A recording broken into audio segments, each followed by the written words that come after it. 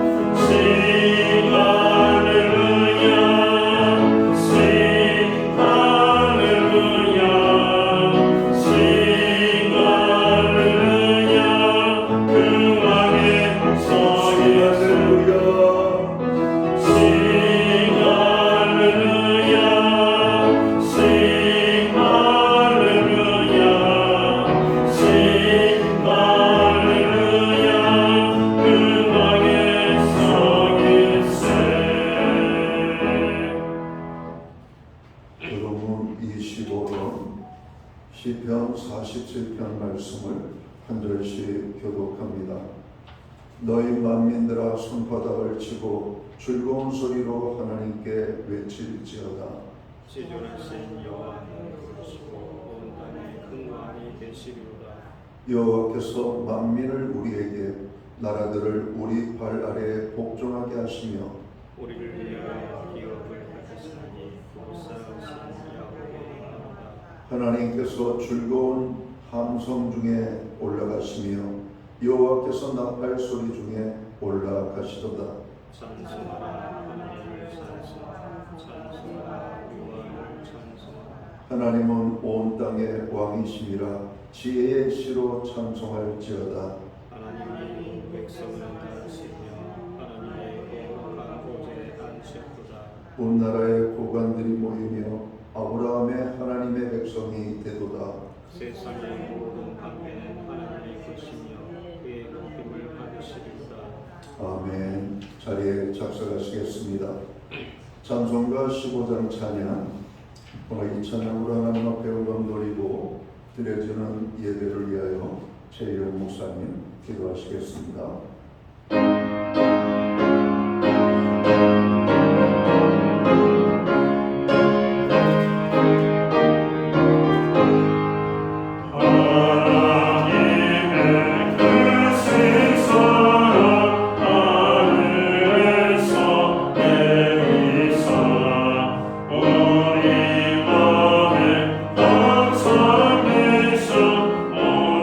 온전하게 하소서.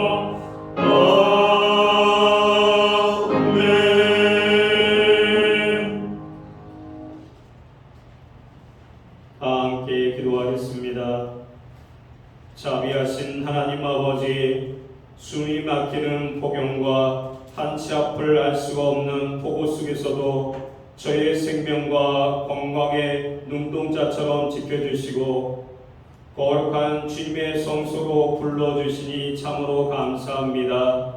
우리 모두를 품어주시고 이 예배를 홀로 기뻐 받아주시옵기 원합니다. 지난 한 주간의 삶을 돌이켜보며 이 시간 주님 앞에 감춰진 우리 허물과 죄를 자복합니다. 주변에 고통받는 이웃들이 많음에도 나만의 안락함에 갇혀 그들의 신음소리를 외면했던 냉대한 마음을 용서하여 주시옵기 원합니다. 이 시간 예수 그리스도의 보혈로 우리 죄악과 이기심을 깨끗하게 씻어주시고 우리 마음을 새롭게 변화시켜 주시옵기 원합니다. 지금 이 순간에도 지속되는 폭우와 극심한 폭염으로 인해 고통과 슬픔 속에 있는 이 땅의 이웃들을 불쌍히 여겨 주시옵기 원합니다. 갑작스러운 수위로 삶의 터전을 잃고 낙심하는 이들에게 하늘의 위로를 더하여 주시고 속히 일상으로 복귀할 수 있도록 국가적인 지원과 따뜻한 돕는 손길들을 보내주시옵기 원합니다. 땡볕 아래에서 생계를 위해 땀 흘려야 하는 취약계층과 야외 근로자들, 홀로 계신 어르신의 건강을 지켜주시고 폭염 속에서 온열 질환으로 쓰러지는 이가 없도록 안전한 방패가 되어 주시옵기 원합니다.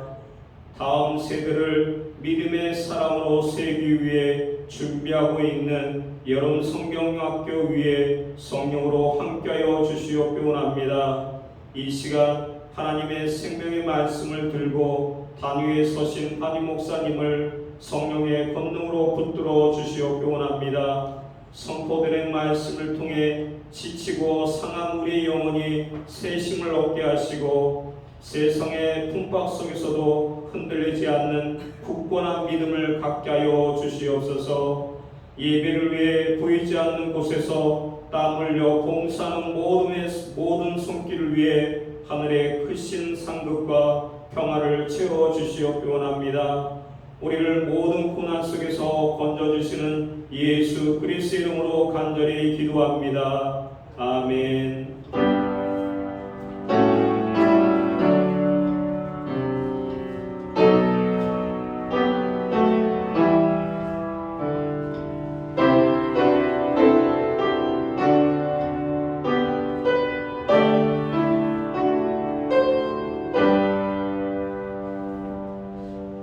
7월 마지막 주 거룩한 주일에 교회와 성도들에게 주시는 하나님의 말씀입니다.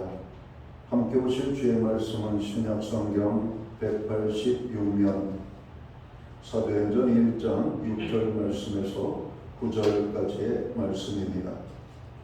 찾으신 말씀을 한 절씩 교독하는 방법으로 말씀을 봉독하겠습니다. 제가 먼저 사도행전 1장 6절 말씀을 봉독하겠습니다.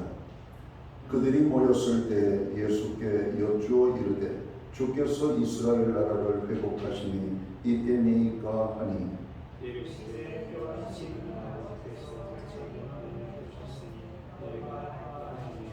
오직 성령이 너희에게 임하시면 너희가 권능을 받고 예루살렘과 온 유대와 사마리아와 땅끝까지 이르러 내 증인이 되리라 하시니라. 이 말씀을 지시고 그들이 은혜를 받으시니 그들이 아멘. 찬송가 213장 찬양, 오늘 이 찬양 1절과 4절 찬양으로 하나님 앞에 영광 돌리고 드려진 헌물 위하여 봉헌 기도 드리겠습니다.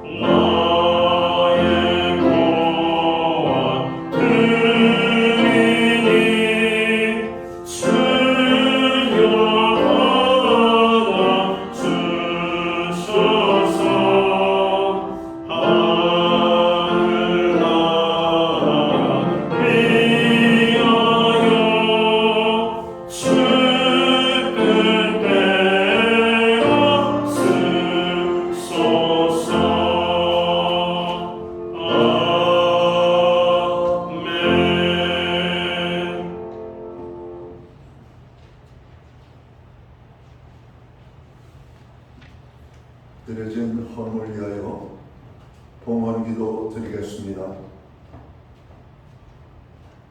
우리를 폭우와 폭염 가운데 눈동자처럼 지켜주시고 보호하여 주셨다가 오늘 거룩한 성일에 하나님의 백성들을 불러 모으시고 주님의 거룩한 전에 모이게 하시며 오늘 또 예배와 찬양과 경배를 통하여 하나님 앞에 나아가게 하심을 진심으로 감사하는 일입니다. 하나님 아버지, 우리가 마음을 다하여 힘을 다하여 생명을 다하여 최선을 다하여 드리는 이 예배를 통하여 홀로 큰 영광을 받아 주시옵소서. 예배하는 하나님의 사람들 한 사람 한 사람을 기억하시고 저들에게 하나님의 놀라운 평강과 은혜와 축복으로 함께해 주시기를 간절히 소원합니다. 하나님의 은혜를 생각할 때 너무나 그 사랑과 은혜가 크고 귀함을 참으로 고백합니다.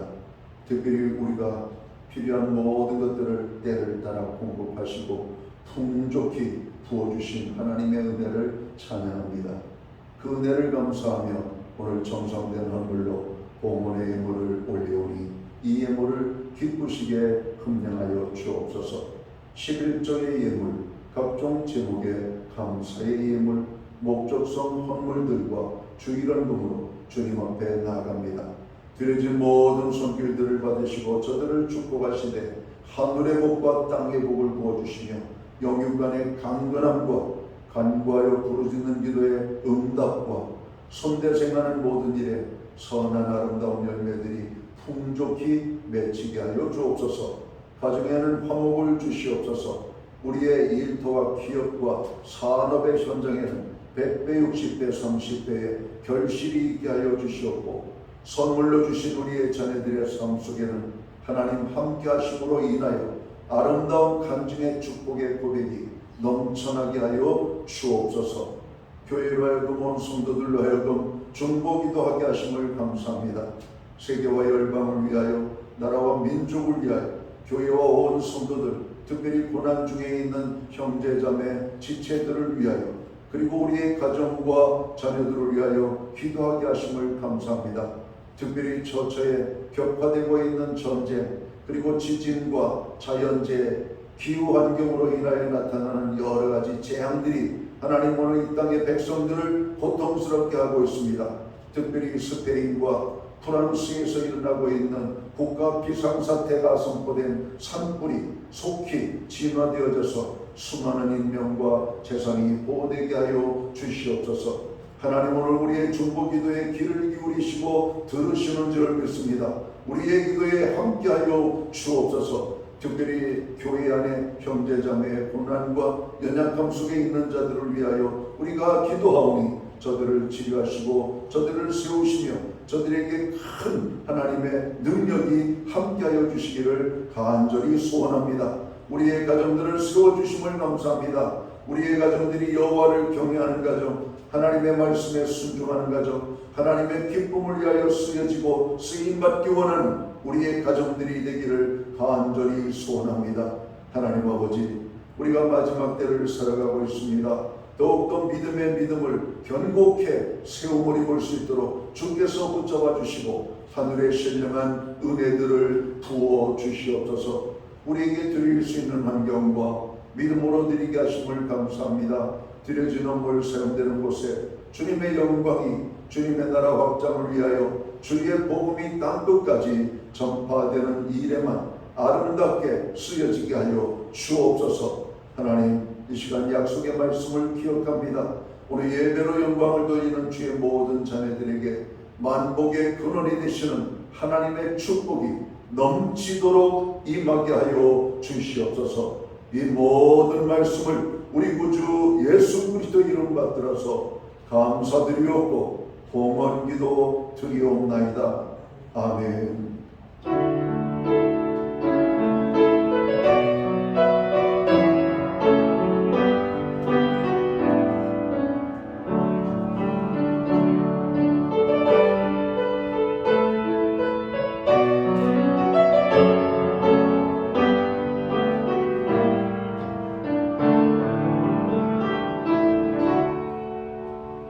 이 시간 저는 교회를 대신해서 7월 마지막 주 거룩한 주일 예배에 참여하신 모든 교우들을 환영합니다. 그리고 가정에서 영상으로 예배에 참여하고 있는 모든 믿음의 권속들에게 주님의 사랑과 평안으로 원한의 인사를 드립니다.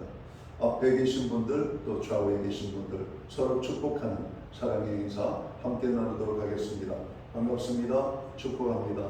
주님의 은혜가 함께하는 복된 예배의 자리가 되기를 간절히 소원합니다.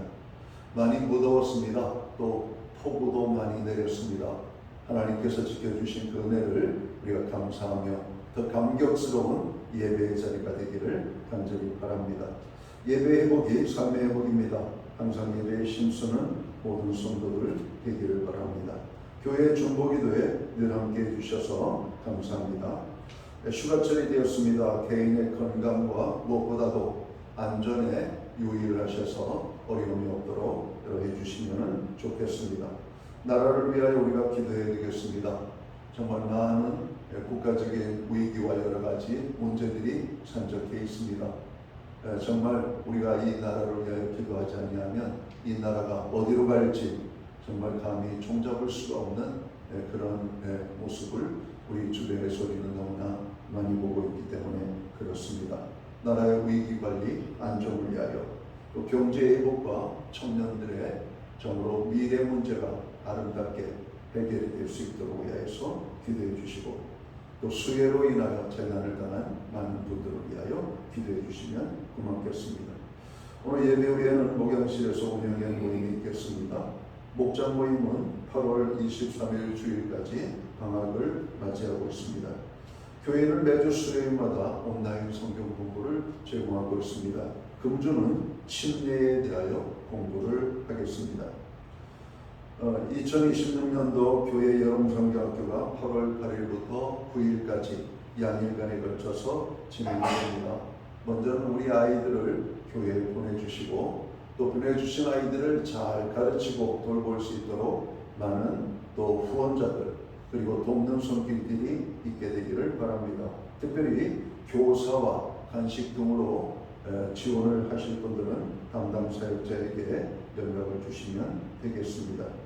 8월 중에 예수 그리스도를 개인의 구주로 믿고 고백한 형제 자매들을 위한 침례식을 열 계획입니다. 침례를 받기 원하시는 분들은 교회 사무실에 신청을 해주시면 되겠습니다. 기타 다른 교회 소식은 주보를 첨부해 주시고 기도할 때마다 교회와 고난 중에 있는 이웃들을 위하여 함께 기도해 주시면 고맙겠습니다. 오늘 우리는 신약성경 사도행전 1장 6절에서 9절까지 말씀을 공독했습니다. 이 말씀을 중심으로 교회의 사명을 회복하자라는 제목으로 함께 은혜의 말씀을 나누고자 합니다. 교회가 무엇입니까? 라고 하는 질문을 우리는 많이 받습니다. 물론 여러 가지 많은 것으로 우리가 대답을 할 수가 있지만 먼저 구약적 의미로서 교회를 살펴보면 구약적 의미의 교회는 성전의 개념이죠. 성전에서는 어떤 일들이 이루어졌습니까? 제사입니다. 즉 예배였던 것이죠. 그러므로 구약적 의미로서 교회의 사명은 예배에 주된 중점을 두었던 것입니다. 하나님께서는 예배를 위하여 성전 즉 교회를 허락하신 것이죠. 예배의 가장 두드러진 특징은 거룩입니다. 하나님은 말씀하십니다. 내가 거룩하니 너희도 거룩하라고. 그래서 구약의 제사장들은 무엇보다도 성결에 힘을 썼던 것이죠. 하나님 앞에 드릴 조그만 제물조차도 그냥 함부로 드린 것이 아니라 흠과 티가 없고 문제가 없는 것인지를 잘 살펴보고 정결한 짐승을 구별하여 하나님 앞에 제물로 드릴 수가 있었습니다. 마찬가지로 성도들은 예배 자리에 나아갈 때마다 자신을 살피고 우리의 삶에 죄가 있다면 회개함으로 자신을 깨끗게 하여야만 되는 것입니다.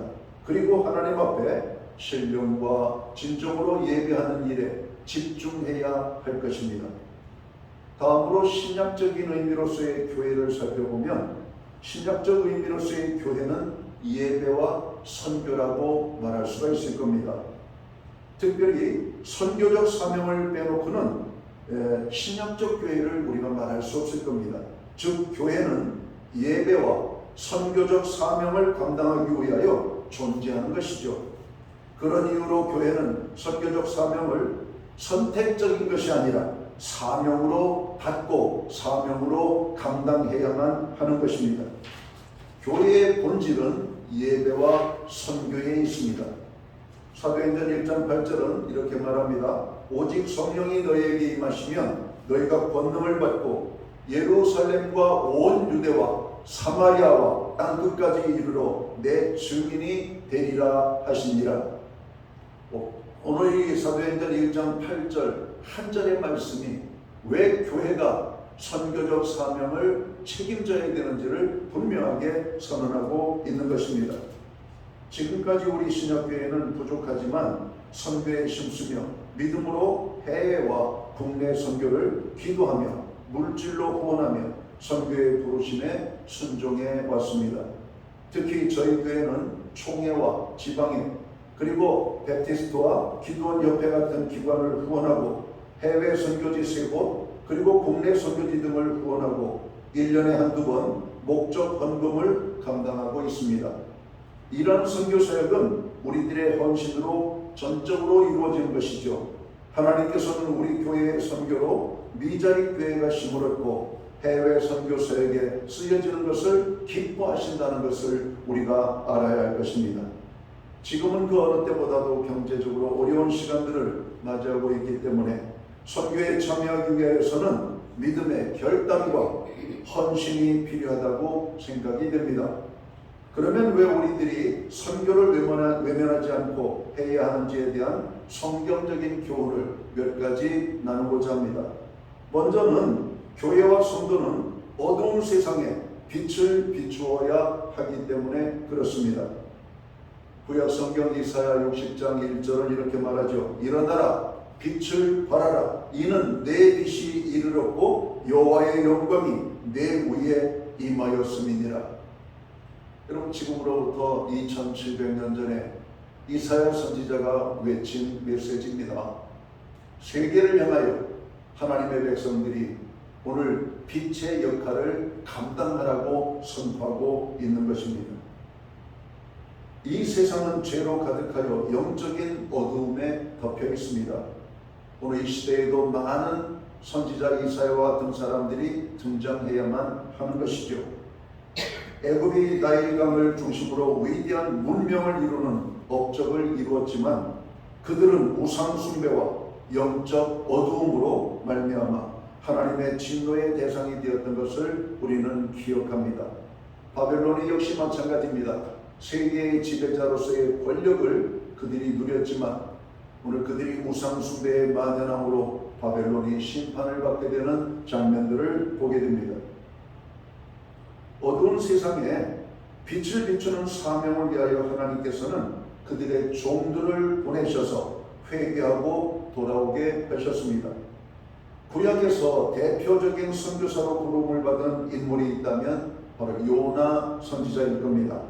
요나 선지자는 처음에는 하나님의 뜻을 거절하고 불순종하여 다시스로 갔지만 결국 하나님의 역사하심으로 회개하고 아수르의 니느웨로 가서 하나님의 말씀을 전하게 됩니다. 그가 전한 메시지로 니느웨에 거주하던 왕으로부터 백성들이 회개함으로 어두운 니느웨가 생명의 빛을 보고 하나님께로 돌아오게 되는 장면을 보게 됩니다. 감격스러운 장면이죠. 어떻게 이방인이 하나님의 메시지를 듣고 회개하는 삶을 살아갈 수가 있을까? 어떻게 하나님께로 돌아오는 역사가 나타날 수가 있었을까? 이런 사실은 우리가 초대교회에서도 찾아볼 수가 있잖아요. 많은 사람들이 각국의 언어로 하나님의 복음을 전가할 때 그들이 회개하고 빛의 자리로 돌아오는 그런 장면들을 우리가 보고 있기 때문에 그렇습니다. 베드로의 설교에 하루에 3,000명 회개하고 5,000명 회개하고 돌아옵니다. 수많은 제자들이 하나님의 복음의 빛을 듣고 하나님께로 그들이 나오는 장면을 보고 있기 때문에 그렇습니다. 우리는 요나와 같이 하나님의 생명의 빛을 이 세상에 비추어야만 합니다. 우리가 살아가는 세상은 어두움이 가득합니다. 영적인 어두움이 사람들의 눈을 멀게 하고 있습니다. 이 세상을 지배하는 것은 물질과 쾌락과 번세가 아닌가 생각합니다. 현대의 많은 사람들이 헛하는 것을 따르며 쾌락을 추구하며 영적인 어두움에 사로잡혀 살아가고 있는 모습을 보게 됩니다. 이런 시대에 우리가 감당해야 될 사명이 무엇일까요? 이 세상에 필요한 것은 하나님의 사랑이고 그리스도의 복음이라고 확신합니다. 복음은 어두움을 밝히고 빛의 자녀가 되게 하는 하나님의 능력입니다. 우리는 이사야 선지자의 외침을 다시 한번 기억해야만 합니다. 일어나라, 빛을 발하라. 이는 내 빛이 이르렀고 여호와의 영광이 내 위에 임하였도다. 오늘 이 메시지를 받고 우리의 마음에 뜨거움이 일어난다면 우리는 선지자 요나처럼 하나님을 알지 못하는 모든 자들에게 하나님의 복음을 증거하는 빛의 자녀로서의 삶을 살아야만 할 것입니다. 선교는 어두운 세상에 하나님의 빛을 비추는 통로입니다. 오늘 선교적인 교회의 헌신과 수고가 없다면 어떻게 사람들이 하나님께로 돌아올 수가 있겠습니까? 사도 바울도 전도에 밀어난 방법으로 사람들이 하나님께서 그들을 구원하기를 기뻐하셨다 말씀합니다. 여러분, 많은 사람들이 지금은 외롭고 외딴 오지에도 사람들이 들어가죠. 그렇게 들어갈 수 있는 것은 사람들로 하여금 편안하게 접근할 수 있도록 길들을 만들어 놓고 있기 때문에 그렇습니다. 얼마 전에 경기도에 있는 하나의 호수에 이렇게 가봤던 적이 있었습니다. 옛날에, 아주 옛날에 가봤던 기억이 있었는데 그때는 그냥 이렇게 숲이 우거져서 그냥 부분적으로 호수를 바라보며 이렇게 올 수가 있었어요.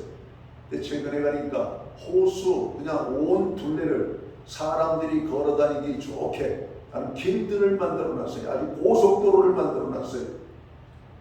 나무 계단을 밟으면서 나무 통로를 따라 호수를 걸으니까 얼마나 좋던지. 여러분, 선교는 하나님의 복음을 하나님을 알지 못하는 자들에게 참으로 향하는 통로입니다. 통로. 여러분, 길을 만들어 놔야 그들이 여러분 나오게 될 것 아닙니까? 요즘 전 세계가 반도체로 인하여 난리가 났죠. 반도체는 컴퓨터의 아주 중요한 핵심적인 요소로서 여러분 모든 네트워킹을 연결해주는 길과 여러분 어떤 길을 만드는 그런 역할들을 감당하잖아요. 그렇게 하면서 전 세계가 하나가 되고 넓은 세계를 우리는 다 들여다볼 수 있는 그런 시대를 우리가 지금 만들고 있는 겁니다. 과학자들에 의하여서 그런 세계가 만들어지는 것처럼 교회와 성도들은 참으로 요나 선지자처럼 하나님의 복음을 하나님을 알지 못하는 자들에게 전함으로 말미암아 더 많은 사람들이 이제 주님이 오실 그때가 점점 가까이 오고 있는 이때 다만 한 명이라도 더 주님께로 나올 수 있도록 우리는 힘써서 이 선교적 사명을 감당해야만 할 것입니다. 두 번째로 교회의 사명은 선교적인 교회가 되는 것이기 때문에 우리는 선교를 해야 되는 겁니다. 마태복음 28장 19, 20절을 우리는 너무나 잘 알고 있죠. 그러므로 너희는 가서 모든 족속으로 제자를 삼아 아버지와 아들과 성령의 이름으로 침례를 주고 내가 너희에게 분부한 모든 것을 가르쳐 지키게 하라. 볼지어다 내가 세상 끝날까지 너희와 항상 함께 있으리라 하시니라. 여러분, 이것이 오늘 예수님께서 선창하시면서 제자들에게 주신 최후의 지상 명령입니다. 교회의 생명은 예수 그리스도의 복음입니다. 복음은 하나님의 생명을 얻게 하는 능력으로서 복음이 살아있는 교회는 생명력 있는 교회가 되는 것입니다. 예수 믿고 구원함을 얻은 모든 성도들은 복음을 가지고 있습니다. 복음이라고 하는 것은 가지고 있는 자체도 대단한 것이지만 이 복음을 나누을 때 이 복음의 능력이 여러분 배가 될 뿐만 아니라 폭발적인 능력을 우리에게 보여주게 된다는 겁니다. 우리가 어떤 것들을 나누면 점점 줄어들고 모자라게 되고 나중에는 다 허비하게 되지만 이 복음만큼은 전에도 허비되지 아니하고 사라지지 않고 더 풍성케 되는 것이 하나님의 복음입니다. 이 복음을 나만의 것으로 가지고 있으면 잘못된 겁니다. 이 복음을 전해야 됩니다. 이 복음을 우리는 또 다른 의미로 기쁨의 소식이라고 말하고 있잖아요. 여러분, 기쁨의 소식을 나 혼자 가지고 있으면 무슨 의미가 있습니까? 기쁜 것은 나누면 더 크게 되는 겁니다. 그래서 친구들이 생일잔치도 해주고 기념일을 만나면 기념일에 가족들이 모여서 함께 기뻐하고, 여러분 좋은 가정에 여러분 경사가 일어나면 그 경사의 자리에 참여해서 여러분 그 자리가 더욱더 빛나게 되는 거 아닙니까? 복음은 기쁨의 소식이에요. 기쁨의 소식은 나누면 나눌수록 더 커지는 것입니다. 바로 이러한 사명을 감당하도록 오늘 교회적인 오늘 우리들이 우리 복음을 전하는 일에 힘써야 되는 겁니다. 그러므로 주님이 세우신 교회는 모든 족속으로 제자를 삼는 사명에 순종해야만 합니다. 그것은 바로 예루살렘을 떠나서 유대와 사마리아를 넘어 땅끝까지 이르러 복음을 전하는 것입니다. 선교는 교회된 우리가 품어야 할 비전입니다. 누구는 하고 누구는 하지 않는 그런 선택적인 문제가 아니라 구원함을 얻은 모든 성도들이 가져야 될 비전이라고 하는 말입니다. 현대는 이제 선교가 많은 교육이 되어졌고 깨우침을 받게 되어서 시골에 꼬부랑 할머니들도 새벽 기도마다 비전을 품고 선교를 기도하고 있다는 사실을 여러분 아십니까? 오늘 우리는 매 순간 기도할 때마다 선교를 위한 기도를 해야만 합니다. 비전을 품고 기도해야만 합니다. 선교주를 위하여 기도해야 되는 것이에요. 그런 기도가 없다면 여러분 우리는 생명력을 잃어버리는 그런 공동체가 될지도 모르겠습니다. 교회가 그런 일을 하는 것입니다. 어느 개척교회는 성도들이 10명도 안 되는 조그만 교회에서 그 교회도 어렵지만 그 교회의 형편을 따라서가 아니라 자기들이 하나님과 약속한 것을 지키기 위하여 시작부터 선교하는 일에 참여를 했던 겁니다. 하나님께서 놀라운 은혜를 주시는 것이 오늘 내 교회의 성장만이 아니라 선교적 비전을 품을 때 함께 세계적인 교회가 성장하는 이런 놀라운 기쁨을 우리가 볼 수가 있기 때문에 그렇습니다. 크다고 선교하고 적다고 선교를 못하는 것이 아닙니다. 선교는 누구나가 예수 그리스도를 믿고 구원함을 얻은 하나님의 자녀들이 품어야 될 비전입니다. 가슴에 품어야 돼요. 여러분, 암탉이 달걀을 품으면 병아리가 나오듯이 오늘 우리가 비전을 품으면 이 비전은 열매로 나타나게 될 것입니다. 하나님께서는 그러한 비전들을 우리에게 선지자 이사야를 통해서 그리고 예수님의 마지막 지상 명령을 통해서 우리의 가슴에 작은 씨앗을 심어 놓았던 것을 기억해야만 합니다. 이 씨앗이 발아되고 성장하면 여러분 잎이 나고 꽃을 피우고 열매를 맺지 않겠습니까? 이 비전을 품어야 됩니다. 그러면 우리가 어떻게 선교적인 사명을 감당하는 교회가 될 수가 있을까? 우리들은 먼저 주님이 맡기신 지역에서 하나님의 복음을 전하는 일을 감당해야만 합니다. 예루살렘 교회가 복음을 전할 때 허다한 무리가 주께로 돌아오는 역사가 나타났습니다. 우리가 선교의 열정이 있다는 것은 우리의 사역지에서 예수 그리스도의 복음을 전하는 것입니다. 멀리 가지 않아도 되잖아요.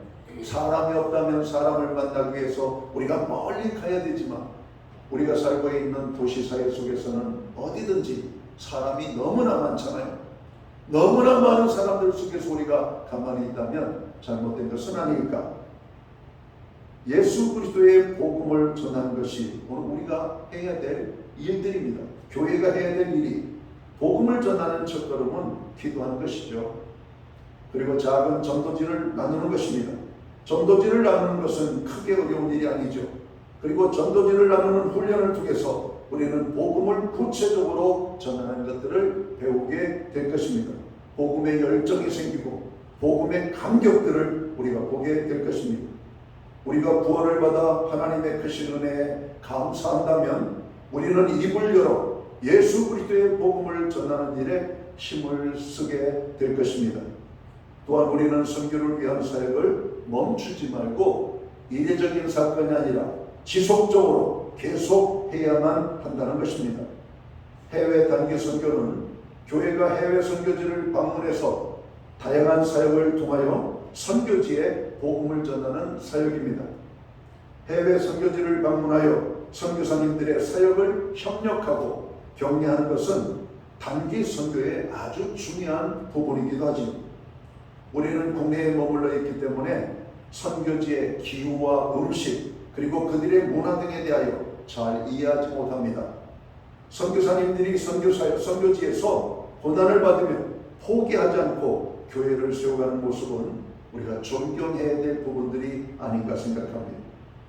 그들과 소통되어지고 교감이 되어지고 복음이 증거되어지고 오늘 그들과 함께 교회를 세우는 것, 여러분 이 얼마나 대단한 일입니까? 사도행전에 우리가 보면은 교회를 세우는 것은 사람이 하는 것이 아니라 성령께서 하시는 것입니다.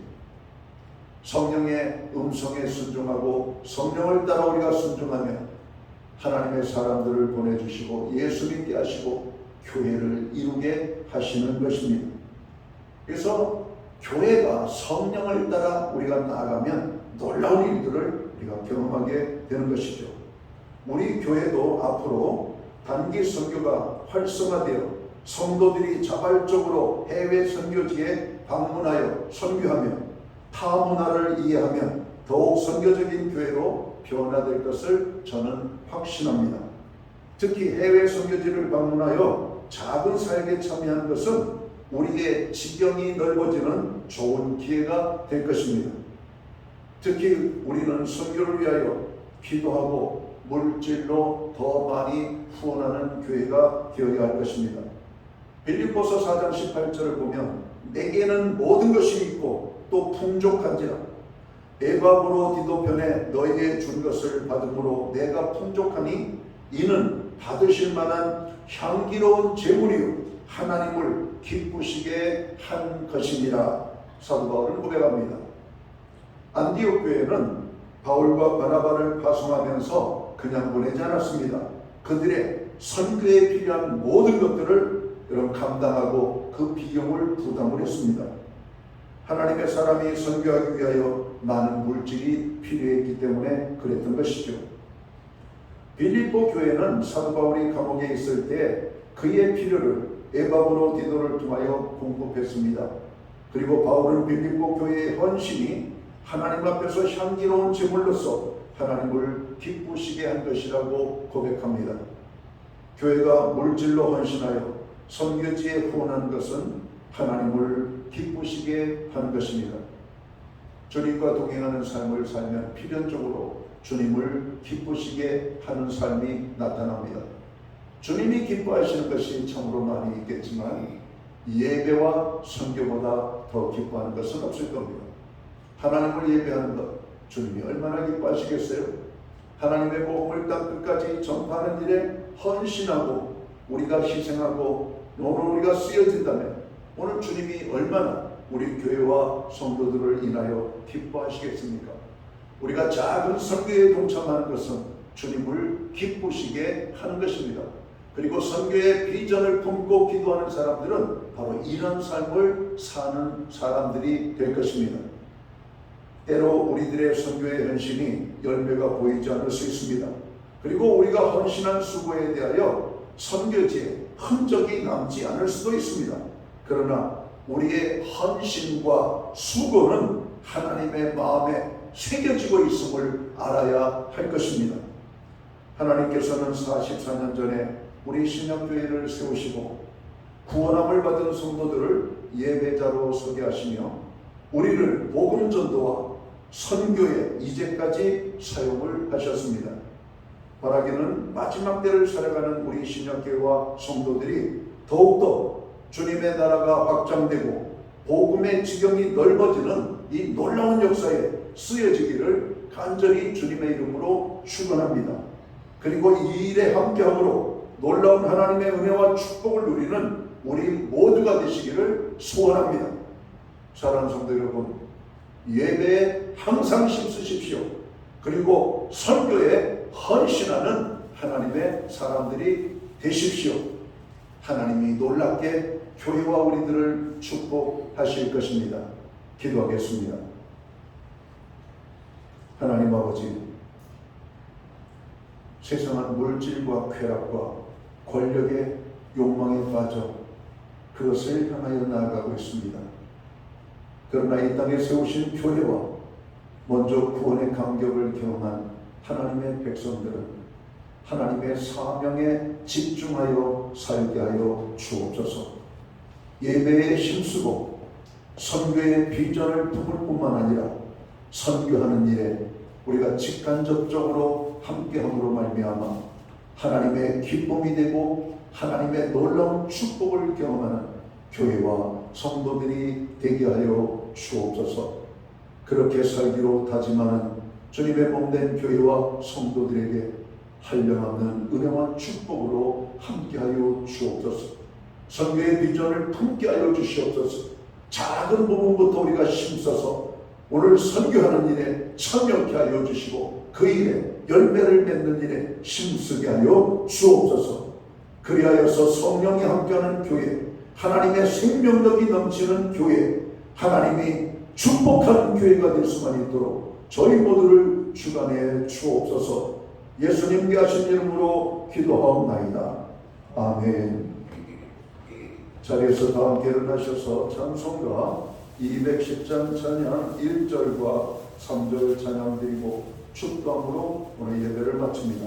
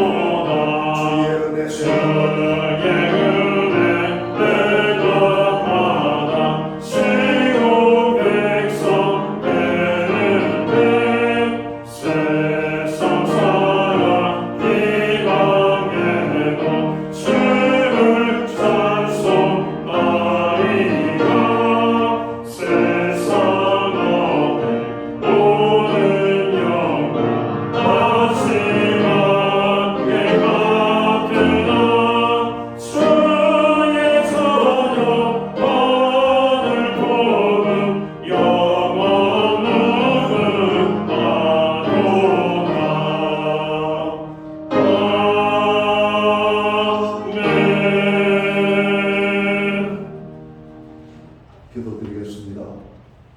이제는 교회의 머리가 되시는 예수 그리스도의 크신 은혜와 하나님 아버지의 그 넓고 깊은 사랑하심과 성령님의 감화 감동 교통하시며 늘 함께하여 주시는 역사가 오늘 예배로 영광을 돌리며 예배에 힘쓰고 또 선교의 비전을 품고 하나님 나라 확장을 위하여 헌신기로 다짐하며 예배드리는 하나님의 사람들 머리머리 위에 저들의 가정 위에 이 땅에 세우신 교회들 가운데 이제로부터 영원토록 함께하여 주시옵기를 예수님의 이름으로 간절히 축원하옵나이다.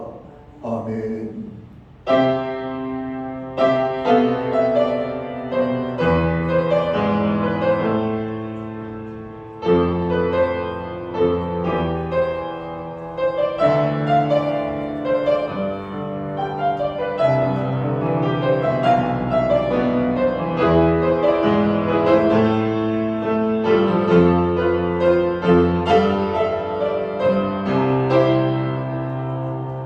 you.